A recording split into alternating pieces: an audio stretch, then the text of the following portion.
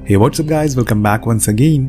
दोस्तों, हर किसी की जिंदगी में एक गलत इंसान जरूर आता है जो कुछ अच्छा और सही सिखा कर चला जाता है। ऐसी आज की कहानी है जिसमें हम एक अपाहिज करोड़पति को देखेंगे जिसकी जिंदगी का कोई मकसद नहीं था, लेकिन फिर एक दिन एक गरीब बेघर आदमी उसकी जिंदगी में आता है और उसे जीना सिखाता है, ना कि जिंदगी को काटना।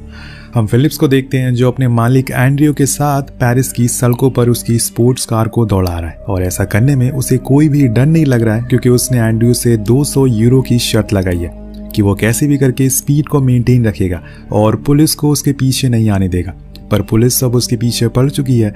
अब वो उस कार को और तेज दौड़ाने लगता है, लेकिन आखिर में पकड़ा ही जाता है। पर बाहर निकलने से पहले वो एक और शर्त लगाता है कि वो पल भर में ही पुलिस ऑफिसर से छूट कर वापस आ जाएगा। अब ऑफिसर उसके पास आते हैं और उसे बाहर निकलने को कहते हैं। वो बाहर आता है तो उसे नी डाउन होने को कहा जाता है, लेकिन यहाँ फिलिप्स कहता है कि उसके बॉस की तबीयत बहुत ही ज्यादा खराब है, उसे तुरंत हॉस्पिटल ले जाना होगा वरना वो मर भी सकते। एंड्रयू बीमार होने का नाटक भी करने लगता है और यहाँ वो ये भी कहता है कि डिग्गी में व्हील चेयर भी रखी हुई है। अगर आपको यकीन नहीं है तो इसके लिए मैं ओवर स्पीडिंग कर रहा था। जब ऑफिसर चेक करते हैं तो वहां पर सच में व्हील चेयर मौजूद थी और इसीलिए वो उसे जाने देते हैं और यहाँ फिलिप्स शर्त जीत जाता है, जिसके बाद वो आराम से घर की ओर चले जाते हैं। पर ये कौन है और इनका क्या रिश्ता है, इसीलिए डायरेक्टर हमें लेकर चलते हैं पीछे, जहाँ पर हम कुछ लोगों को देखते हैं जो एक मेंशन में आए हुए हैं केयर टेकर का इंटरव्यू देने के लिए। सभी लोग उसमें अच्छे कपड़े पहन कर आते हैं जो भी उनके पास होते हैं, लेकिन एक फिलिप्स था जो सबसे बेकार लग रहा था। उसे देखकर ऐसा लग रहा था कि जैसे उसे इस जॉब में कोई भी इंटरेस्ट नहीं है, उसे तो बस जबरदस्ती यहाँ पर लाया गया है। खैर, अब सभी को अंदर एक एक करके बुलाया जाता है और उनसे कुछ सवाल करे जाते हैं। वही सवाल फिलिप्स से भी किया जाता है, लेकिन वो तो जाते ही समय बोल देता है कि उसे ये जॉब नहीं चाहिए।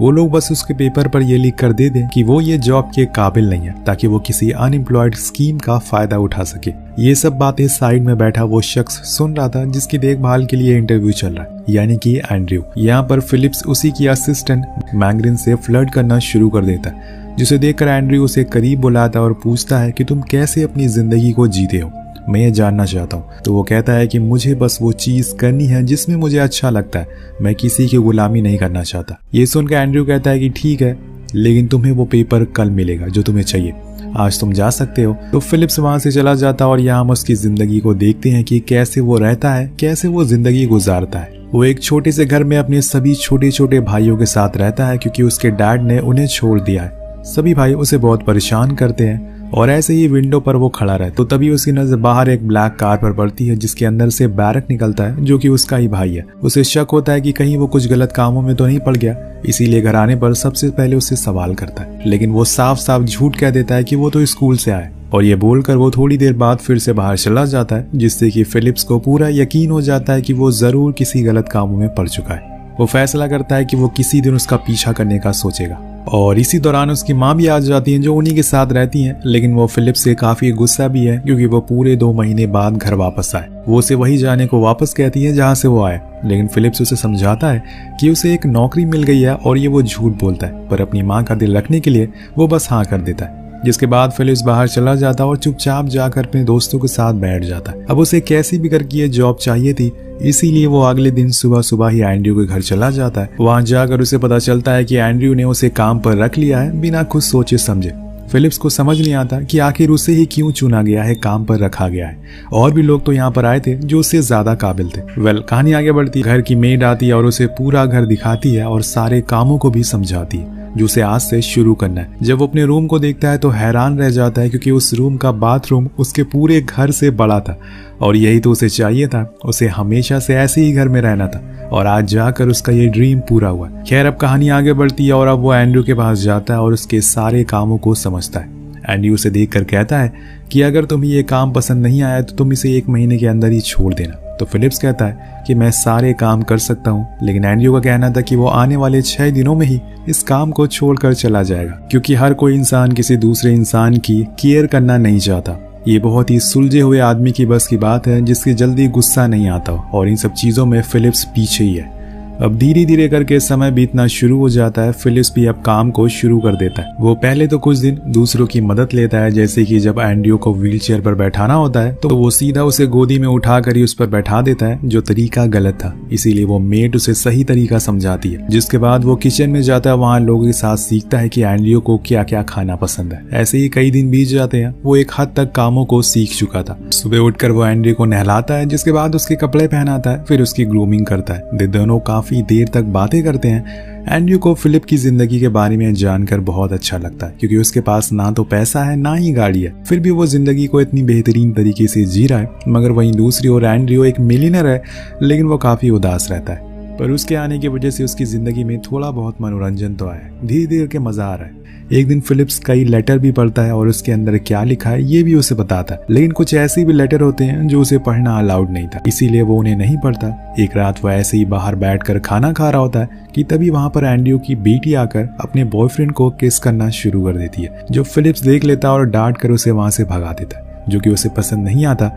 लेकिन यही उसका एटीट्यूड है। वो ऐसे ही किंग साइज जिंदगी जी रहा है, किसी भी चीज की कमी नहीं है। थोड़ी दिन बाद एंड्रयू को एक पेंटिंग को खरीदने के लिए जाना था, इसीलिए वो उसी नॉर्मल कार से बाहर जाने को रेडी होता है। लेकिन जब इस बारे में फिलिप्स को पता चलता है तो वो कहता है कि मैं तुम्हें घोड़ी की तरह पीछे नहीं खड़ा कर सकता, क्योंकि तभी वहां पर एक पार्क मैसेराटी कार दिखती है, जिसका कवर हटाते ही वो उसके दीवाना हो जाता है। आज पहली बार एंड्रयू किसी की फ्रंट सीट पर बैठा हुआ था और ये बात उसे खुशी दे रही थी। वो फिलिप्स को पूरी फ्रीडम देता है कि वो इस पल को खूब एंजॉय करे, और वो वहां से ड्रिफ्ट मारते हुए गेट पर आता है। लेकिन वहां एक इंसान ने अपनी कार को पार्क कर रखा था, इसीलिए उसे बहुत गुस्सा आता है। वो बाहर जाकर उस इंसान को कार से बाहर निकाल कर वहां लगे हुए नो पार्किंग के बोर्ड को दिखाता है, जिससे कि वो सॉरी बोलकर वहां से चला जाता है। अब वो पेंटिंग हॉल में जाते हैं, जहां पर एक पेंटिंग 30,000 यूरो की होती है, जिसे देखकर फिलिप्स कहता है कि ये तो मैं खुद बना सकता हूँ, इसमें क्या नया है, ये नाक से निकला हुआ खून है, बस मुझे 30,000 दे दो, मैं कल तुम्हें सेम पेंटिंग बना कर दे दूंगा।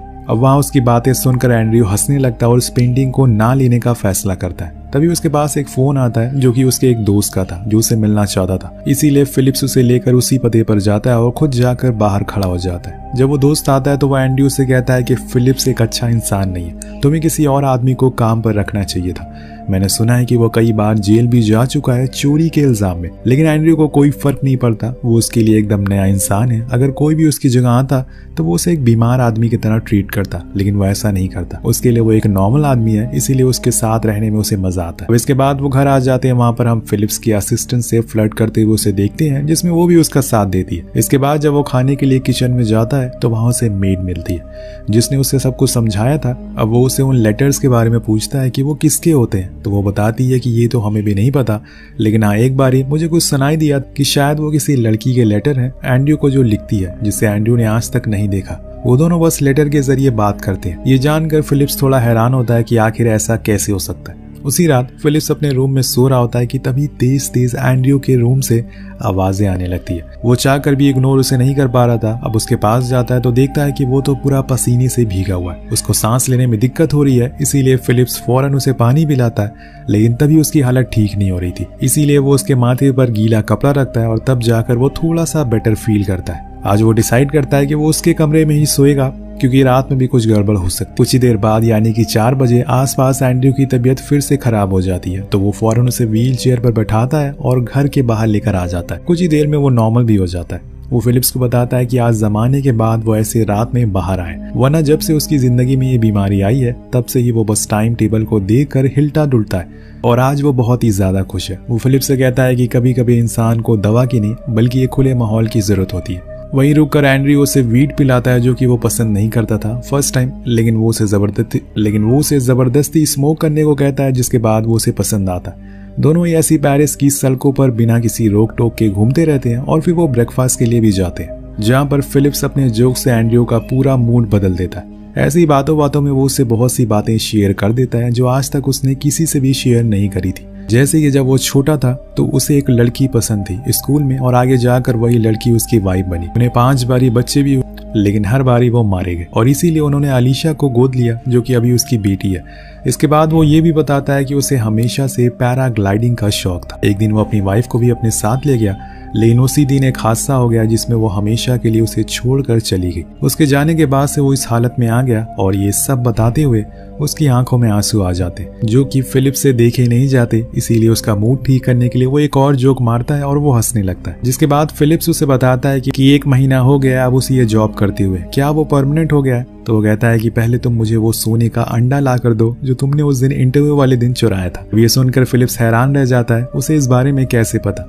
इसीलिए अब उसे कैसे भी करके उस अंडे को वापस करना ही होगा, जिसके लिए वो अपने घर जाता है और अपनी बहन से मिलता है और उस गोल्डन एग के बारे में पूछता है, जो बताती है कि वो तो उसके छोटे भाई बैरक ने बेच दिया और अभी वो जेल में है। इसीलिए वो पहले उसे छुड़ाने के लिए जाता है, जहां पर उसे पता चलता है कि उसके पास 10 ग्राम हीरोइन मिली है। ये जानकर वो उसे बहुत सुनाता है, लेकिन तभी वहाँ एक ब्लैक कार आती है जिसमें वो जाकर बैठ जाता है। उसे बिना कुछ बोले ही फिलिप्स को बुरा लगता है, लेकिन अभी वो अपने भाई को संभाले या फिर एंड्रयू को, उसे कुछ समझ नहीं आ रहा है। घर जाने पर वो देखता है कि एंड्रयू अपने असिस्टेंट क्लारा से कुछ लेटर लिखवा रहा है, उसी अनजान औरत के लिए जिसे वो पिछले 6 महीने से लेटर के जरिए बात कर रहा है। ये देखकर अब फिलिप्स इरिटेट हो जाता है और उस लेटर पर दिए गए नंबर पर कॉल लगाता है। सीधा उसकी बात एंड्रयू से करवा देता है, जो करने में उसे बहुत डर लग रहा था। उस दिन के बाद से वो उसे कई घंटों तक बात करता रहता है और ये काम भी उससे फिलिप्स ने आसान कर दिया। इसके बाद वो लोग एक सिंगिंग कॉन्सर्ट में जाते हैं, जहाँ पर सिंगर ने कॉस्ट्यूम को देखकर फिलिप्स बहुत हंसता है, साथ में एंड्रयू भी हंसता है, जिसकी वजह से उन दोनों को बाहर जाने को कह दिया जाता है। ये सब उसके साथ पहली बार हुआ था और उसकी कंपनी उसे एंजॉय कर रहा था। एक दिन सभी को पता चलता है कि फिलिप्स पेंटिंग भी करता है, जिसे जानकर सभी उसका मजाक बनाते हैं और इसी को लेकर अलीशा की उससे लड़ाई भी हो जाती है। लेकिन जब एंड्रयू उस पेंटिंग को देखता है तो काफी खुश होता है और प्रॉमिस करता है कि वो उसे बेच देगा, कि वो उसकी पेंटिंग बेचने में उसकी मदद करेगा। जिसके बाद दोनों चिल करने के लिए बाहर जाते हैं, जहाँ पर फिलिप्स एंड्रयू की कुछ लड़कियों से उसकी मसाज करवाता है और ये उसे बहुत पसंद भी आता है। फिर वो उसे प्रेजेंट के तौर पर एक डायमंड ईयररिंग भी गिफ्ट करता है, उसे इतना खुश रखने के लिए। यहाँ तक वो उसकी व्हील चेयर की स्पीड को बढ़वा देता है ताकि उसे और मजा आ सके। इन सब से एंड्रयू को कभी कोई दिक्कत नहीं होती। अब घर जाते समय उसे पता चलता है कि एंड्रयू का बर्थडे आ रहा है, इसीलिए वो उसके लिए एक पार्टी रखता है। लेकिन किसी को भी पार्टी में मजा नहीं आ रहा था, खासकर एंड्रयू को। उधर फिलिप्स देखता है कि अलीशा अपने कमरे में रो रही है। वो उसे रोने की वजह पूछता है तो वो बताती है कि उसके बॉयफ्रेंड ने उसे ब्रेकअप कर लिया है। तो वो हंसने लगता है और कहता है, इतनी सी बात को लेकर तुम दुखी हो, चलो पार्टी एंजॉय करते हैं। अब इसके बाद फिलिप्स सॉन्ग को बदल देता है और खुद डांस करना शुरू कर देता है। इसी बीच एंड्रयू अपने दूसरी दोस्त को फिलिप्स की बनाई हुई पेंटिंग 13,000 यूरो में बेच देता है। उसे पता ही नहीं होता कि ये उसी आदमी ने बनाई है जो चोरी के जुल्म में जेल जा चुका है। एंड्रयू फिलिप्स को बताता है कि अलीना उसे मिलने के लिए आ रही है अगले वीक। ये सुनकर वो बहुत खुश और फिर वो दिन आ जाता है जब एंड्रयू को उसे मिलना था। वो रेस्टोरेंट में जाता है, उसका इंतजार करना शुरू कर देता है। उधर फिलिप्स किसी काम से बाहर खड़ा होता है कि तभी उसे अपनी मॉम एक ऑफिस में साफ सफाई का काम करती हुई दिखती है, जिसे देखकर उसे बहुत बुरा लगता है अपनी माँ को ऐसी हालत में देखकर। लेकिन वो उन्हें कुछ बोले ही बिना वहां से चला जाता है। काफी देर हो गई थी, अलीना अभी तक नहीं आई थी, इसीलिए एंड्रयू डिसाइड करता है कि वो कहीं दूर अब जाएगा। वो फिलिप्स को यहाँ आने को कहता है, लेकिन जब वो बाहर निकल रहा होता है तो तभी वहां से अलीना अंदर आने लगती है। लेकिन वो दोनों एक दूसरे को देख नहीं पाते और ये कहानी ऐसे ही कंटिन्यू रहती है। उधर एंड्रयू फिलिप्स को लेकर अपने प्राइवेट जेट में जाता है और वो दोनों एक हिल स्टेशन पर जाते हैं, जहाँ पर सालों पहले एंड्रयू अपनी वाइफ के साथ पैराग्लाइडिंग करने आया करता था। आज फिर से वो उसी शौक को जीना चाहता है।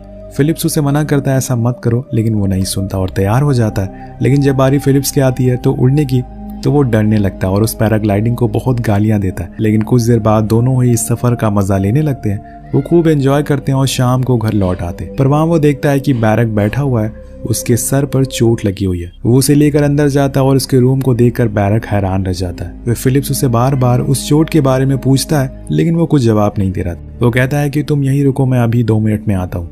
वो एंड्रयू को सुलाने के लिए जाता है, जो कि एक पेंटिंग के पास बैठा हुआ था। पहले तो वो उसे कुछ इधर उधर की बातें करता है, फिर उसके परिवार के बारे में पूछता है। फिलिप्स बहुत झिझकता है सारी बातें शेयर करने के लिए, लेकिन धीरे धीरे करके वो सब कुछ बता देता है कि कैसे उसके अंकल आंटी ने उसे गोद लिया था क्योंकि उनके बच्चे नहीं हो रहे थे। लेकिन बाद में अंकल के मर जाने के बाद उसकी आंट ने कई लोगों के साथ रिश्ते बनाए, जिसके बाद उन्हें बच्चे भी हुए। उन्हीं बच्चों में से एक बच्चा था बैरक, जो कि उसका भाई है और उसका ख्याल रखना चाहता है, लेकिन वो गलत कामों में पड़ गया, इसीलिए वो थोड़ा परेशान है। जब इन सब के बारे में एंड्रयू को पता चलता है तो वो तुरंत ही कह देता है कि तुम्हें ये जॉब छोड़ देनी चाहिए, मुझसे जरूरी तुम्हारा परिवार है तुम्हारे लिए। लेकिन फिलिप्स कहता है कि सारी चीजें मैं संभाल लूंगा। लेकिन एंड्रयू नहीं मानता और उसे जाने को कह देता है। अगले दिन वो अपने सामानों को पैक कर रहा होता है तो उसके पास क्लारा आती है, जो उसे बताती है कि उसे लड़कों में कोई दिलचस्पी नहीं है, इसीलिए वो एक लड़की के साथ रिलेशन में। यही वजह है कि वो उसे इग्नोर कर रही थी। ये जानकर फिलिप्स हंसना शुरू कर देता है, जैसे कि वो हमेशा से करते हुए आ रहा है। वो अपनी आदत से मजबूर है। उधर एंड्रयू ने दूसरे केयरटेकर को जॉब पर रख लिया, लेकिन वो उसके साथ बोर हो जाता और चुपचाप जाकर कमरे में बैठ जाता है। उधर फिलिप्स ने उस ब्लैक कार वाले आदमी से कह दिया है कि वो अगर वो बैरक से दूर रहे, वरना वो उसके लिए अच्छा नहीं होगा। वो अपनी पुरानी जिंदगी में लौट गया है, लेकिन अब उसने सारे गलत कामों को छोड़ दिया। अपनी आंट का वो ख्याल भी रखता है। कुछ महीनों के बाद हम देखते हैं कि एंड्रयू की तबीयत बहुत ही ज्यादा खराब हो जाती है, तो वो सबसे पहले फिलिप्स से मिलने की जिद करता है। तो मेड फौरन उसे बुलाती है और वो आ भी जाता है, उसके पास जाता। और फिर यहाँ वही सीन आता है जो हमने कहानी की शुरुआत में देखा था, जिसके बाद उसे लेकर वो रेस्टोरेंट एक होटल में जाता है। वहाँ उसकी शेव करता है, उसे अच्छे से कपड़े पहनाकर उसे एक कैफे में लाता है। वहाँ उसे वही गोल्डन एग देता है जो उसने चुराया था और बताता है कि आज उसे यहाँ पर कोई मिलने के लिए आ रहा है। कुछ ही देर बाद हम देखते हैं कि वहाँ पर अलीना आती है और वो उसे देखकर बहुत खुश होता है। पहली बार हम उसे दिल खोलकर हंसते हुए देखते हैं और ये पूरी कहानी का सबसे अच्छा सीन होता है। अलीना को उसे पैरालाइज होने से कोई फर्क नहीं पड़ता। दोनों देर तक बातें करते हैं और यहीं पर इस कहानी का अंत हो जाता है। आखिर में बताया जाता है कि दोनों ने शादी कर ली। इस मुलाकात के बाद उनके 2 बेटियां भी हुई, जिसके बाद हम फिलिप्स और एंड्रयू की ओरिजिनल फोटोज को भी देखते हैं, क्योंकि ये पूरी कहानी एक सच्ची घटना पर आधारित है। फिलिप्स ने एंड्रयू को वो सब महसूस कराया जो कि वो हमेशा से महसूस करना चाहता था। उसने वो जिंदगी इन सालों में जी जो उसने अपनी उम्र में कभी नहीं जिया था। फिलिप्स ने उसे जीना सिखाया और ये बताया कि जिंदगी को काटना नहीं है बल्कि जीना है। इसीलिए कभी कभी कुछ गलत लोगों को भी शुक्रिया कर देना चाहिए, क्योंकि वो आपको जीने का सही रास्ता दिखा जाते हैं। कहानी कैसे लगी नीचे कमेंट करके जरूर बताएगा। मिलते हैं अगली वीडियो में। Peace out.